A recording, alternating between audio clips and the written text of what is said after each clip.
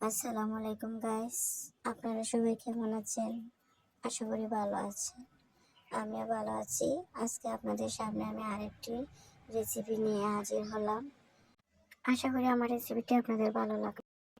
মাছগুলো কেটে ধুয়ে নিলাম।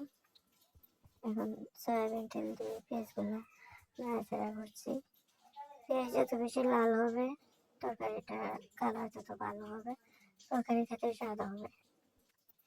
পেঁয়াজ লাল হয়ে গেছে, এখানে আমি লবণ, মরিচ, হলুদ, ধনিয়া গুঁড়া সব কিছুর সাথে একটা বাটিতে নিয়েছি, দিয়ে দিলাম।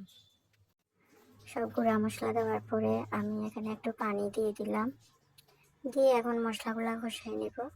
মশলাগুলো কষতে কষতে আপনাদেরকে আমার একটা রিকোয়েস্ট করার ছিল। আশা করি আপনারা আমার ভিডিও দেখবেন স্কিপ না করে। আমার ভিডিও ভালো লাগলে আপনারা লাইক, সাবস্ক্রাইব করবেন, শেয়ার করে দিবেন। আমি মশলার মধ্যে কয়েক টুকরা টমেটো দিয়ে দিয়েছি। টমেটো দিয়ে মাছ রান্না করলে খেতে অনেক স্বাদ হয়, আমার ভালোই লাগে।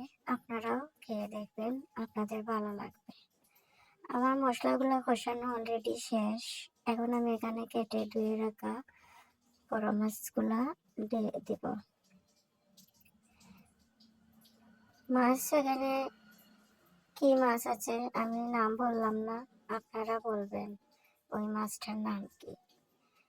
মাছটা কিন্তু বিশাল বড় ছিল, 8-10 কেজি ওজনের মাছ ছিল। আপনারা গেস করবেন মাছটা কি মাছ হতে পারে। মাছ কষাচ্ছি, এখানে কয়েক টুকরো কাঁচামরিচ দিয়ে দিব, কাঁচামরিচে স্বাদ বাড়বে। পরিমাণ মতো ঝোল দিয়ে দিলাম।